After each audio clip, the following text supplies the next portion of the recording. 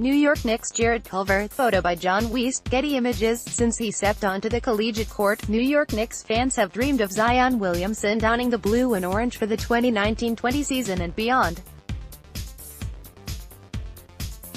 That would likely mean attaining the #1 overall pick in the 2019 NBA draft. There is life beyond Williamson, however. In fact, if the Knicks earn the highest lottery odds, they still have an 86% chance to land a pick between 2nd and 5th. It's likelier that someone not named Zion Williamson will wear a Knicks jersey after the draft. That might be a difficult reality for fans to accept, but there are intriguing players beyond him. So, if the Knicks land 2nd or as low as 7th, the lowest the 3rd worst team can pick, there are options.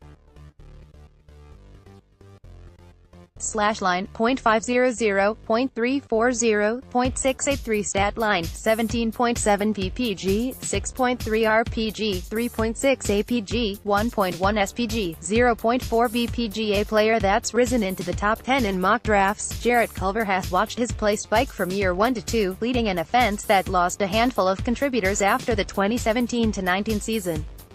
A 6'6" guard with 6'10" wingspan, Culver has the measurables to fit as a 2-guard or even slot in the middle of an NBA lineup. There's the necessary height to match up against taller wings and the wingspan to cover them, providing plus defensive upside. For a New York Knicks team that lacks defensive-minded players, Culver is an interesting pick for them in the backcourt. They have point guards to play next to them, but Dennis Smith Jr.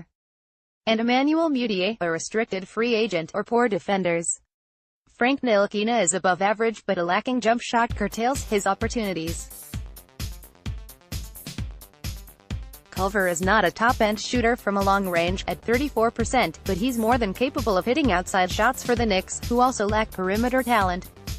The Red Raiders sophomore might not be a top 4 pick, but he's a candidate for the back end of the top 10. If the Knicks land in that range, say 6th or 7th, this is an interesting player for their backcourt. Page 2 Gonzaga Rui Hachimura, photo by Mitchell Layton, Getty Images, /line, .601, .423, .753 stat line, 20.3 ppg, 6.5 rpg, 1.6 apg, 1.0 spg, 0.8 bp. Gone of this draft's most intriguing players, Rui Hachimura will enter the NBA as a player without a specific position. A few years ago, that would have impacted his stock. Today, it does not matter, with positionless basketball the mantra for most teams. Hachimura's physical profile, 6'8" and a 7'2" wingspan, profiles him as a long defender, with the ability to play both forward positions and center in small ball situations. He's a good enough rebounder for this and possesses the strength to muscle anyone. The junior forward can score inside the arc, but his jump shot is a question. That's with just 66 career three-point shots, although he has a career-high 11 makes from behind the arc. Hachimura has improved each season, so his potential is hardly fulfilled. Like other players before him, skills can improve with practice.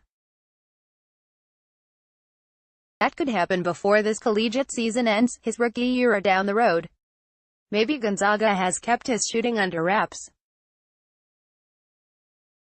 On the New York Knicks, though, Hachimura would slide into the front court, playing off Mitchell Robinson and next to Kevin Knox, who profiles more like a prototypical small forward than power forward. Head coach David Fizdale can get crafty with Hachimura's use, as well, moving him around the lineup in a Noah Vonleh-esque role, except with a greater untapped potential. Put him in a lineup with Robinson, Knox, Kevin Durant and Dennis Smith Jr., and it's a fascinating group to work with. Page 3 Duke Cam Reddish, photo by Jalen Nash, Icon Sportswire via Getty Images, /line, .362, .340, .775 stat line, 14.3 ppg, 3.4 rpg, 2.1 apg, 1.9 spg, 0.4 bpg. The identified third guy at Duke, Cameron Reddish is still as talented as anyone outside the top 2 or 3 picks in June's NBA draft. While the slash line leaves much to be desired, it's as a role player in an offense centered on Zion Williamson and RJ Barrett.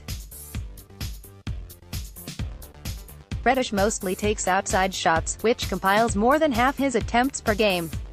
He spreads the floor for Williamson and Barrett, who do it all for the Blue Devils.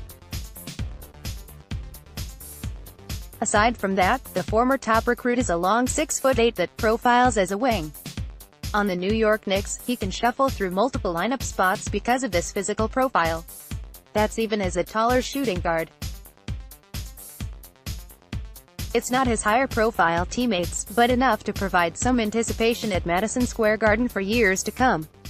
Reddish will still become a top 10 pick, it's just a matter of how much his 2018-19 stats impact where he lands. For now, he should stick around the top 5, which is where the Knicks will pick no matter how this season finishes. A strong run without the injured Williamson could boost Reddish's stock to the top 3, where he was before the season started. If it doesn't fulfill that, teams can at least have greater assurance of what he'll bring to the court. Page 4 Murray State Ja Morant photo by Kevin C. Cox, Getty Images, /line, .573, .328, .809 stat line, 24.3 ppg, 5.5 rpg, 10.2 apg, 2.0 spg, 0.7 bpg. A stellar sophomore season has Ja Morant in the top 5 of most NBA media draft boards. Despite playing at mid-major Murray State, he's arguably this class's most exciting prospect behind Zion Williamson, due to eye-popping athleticism and the gaudy numbers put up over the past 4 months. Doing this in a lower-tier conference could deter Morant slightly, with questions on the talent level he faces. However, guards like Damian Lillard, Weaver State, and CJ McCollum, Lehigh, both proved this false over the past 7 years, moving on to stellar careers with the Portland Trail Blazers. Otherwise, there's plenty to like with Morant, who's a terrific athlete at point guard, has decent size at 6'3" and the wingspan to defend the position. Dishing the basketball is no issue, either, with a double-digit assist average. Outside shooting may set Morant's stock back given the current 32.8% mark.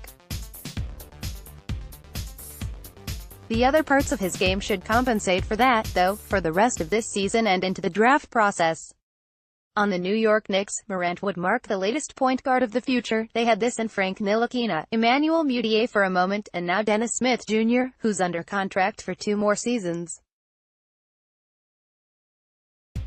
If the Knicks are not content with that trio, Morant can be their pick, but only if before the Phoenix Suns, who sorely need a point guard. Would the New York front office spend another roster spot on a young distributor with needs across the 15-man group? Page 5 Duke RJ Barrett photo by Rich Grayson, Icon Sportswire via Getty Images, /line, .450, .331, .690 stat line, 23.1 ppg, 7.6 rpg, 4.0 apg, 0.9 spg, 0.4 bpg. For a hot second, RJ Barrett was seen as this class's best player. Maybe he still holds that position in some viewers' minds, but that title mostly went to Zion Williamson the moment this Duke team started preseason action. That's not to scoff at Barrett's ability at all. In fact, for now, he's a better scorer than his superstar teammate. The Canadian freshman started this season erratically from the field, showcasing inconsistent shooting on three-pointers. That blip helped Williamson's rise, but Barrett moved back to prominence to hold the 2nd or 3rd spot on draft boards, making 36.8% of his outside shots since February. While adding 9.5 rebounds and 4.5 assists per game. There's still top scorer upside for Barrett on any team he joins. Even the New York Knicks. That may come in a more appropriate secondary role, however, as he learns the NBA and the unnecessary need to remain the alpha from the get-go. If the Knicks land second, this could be their pick. Barrett's upside is of a 20-point scorer, standing at 6'7", with a 6'10" wingspan that helps his defensive case. Next, 25 greatest players in NYK history. This might be the definitive player that either follows Williamson or no. 2 or falls as low as 3rd.